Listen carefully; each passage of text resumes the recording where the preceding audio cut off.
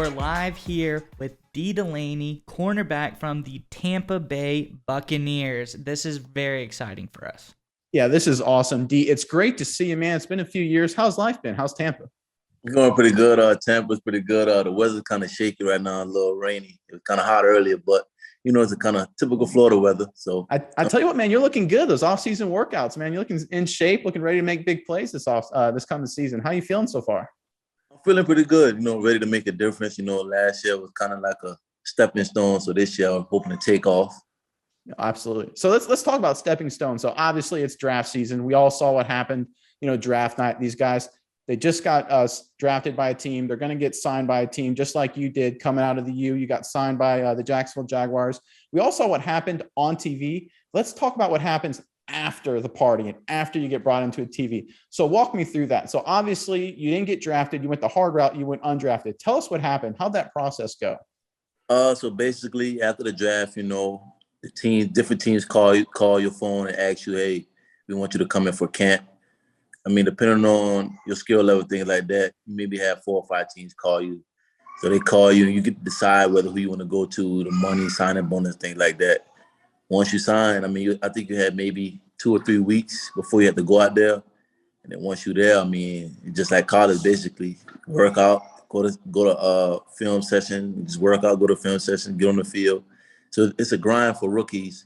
And then, they have like rookie classes as far as like financial advisory and things like that. So for a rookie, it's pretty, I would say, screen you. It's your first year because you do a lot. So did you go for the money or did you go for the fit, or what'd you look for when you were signing?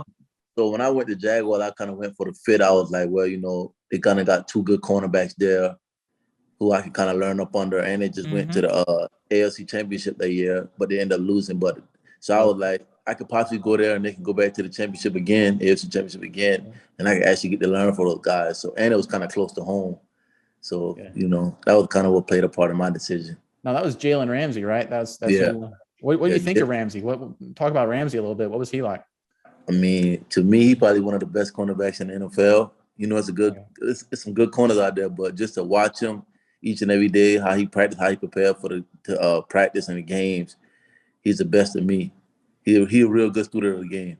Yeah. What's the number one lesson you got from him and the rest of the guys in Jacksonville? It's business, not personal. I think that's probably the biggest thing that I learned coming from college to the NFL is more business than personal. You can't get your feelings attached with it because some things you can't control. They got to take care of themselves. You got to take care of yourself pretty much, really. Definitely. Once you learn that, I think you'll be way ahead of the game. So obviously as a rookie, you went through the rookie practices, the classes and all that stuff. Mm-hmm. So the first time you're there with the veterans, it's training camp with the Jacksonville Jaguars. What's the feel? How'd that go? What was that like? Day one, welcome to the NFL. I feel like for most rookies, if you didn't really grow up around like superstars and anything like that, it's like shell shock. You telling yourself, I'm actually around NFL guys. I'm actually around Calais Campbell, for example, Jalen Ramsey, or you're around famous people. So once you get around them, you kind of shell shock. But after a while, once the coach blow the whistle, it's time to go to work. It don't matter who you're going up against. Those instincts just kick in. Definitely. I gotta ask, being a Baltimore fan myself, is Calais Campbell the biggest person you've ever met? The biggest person I ever met. He seems like a giant to me when I see him on the field. He possibly be one of the biggest ones, yes, sir. He is pretty big, huge. That's awesome. So as you went through training camp, and I think, correct me if I'm wrong, I think you kind of were like on the practice squad, off the practice squad, your rookie year, right? You were doing that kind of deal. For people that don't know, let's talk about the practice squad. How does that work, going from training camp to practice squad in the season and everything like that for a rookie? So practice squad, you basically do everything as a team, but you don't dress out on game days. But coming from training camp, the practice squad is kind of the same depending on your team. Jacksonville is kind of the same. Same thing we did in training camp is the same thing we did when we got the practice squad. You do all the drills. You be the show team for the starting offense, things like that. So practice squad in Jacksonville were pretty much a grind. What was your favorite corner to be the show team for? Were you were you Darrelle Revis one day? No, I was Akeem Talib one day.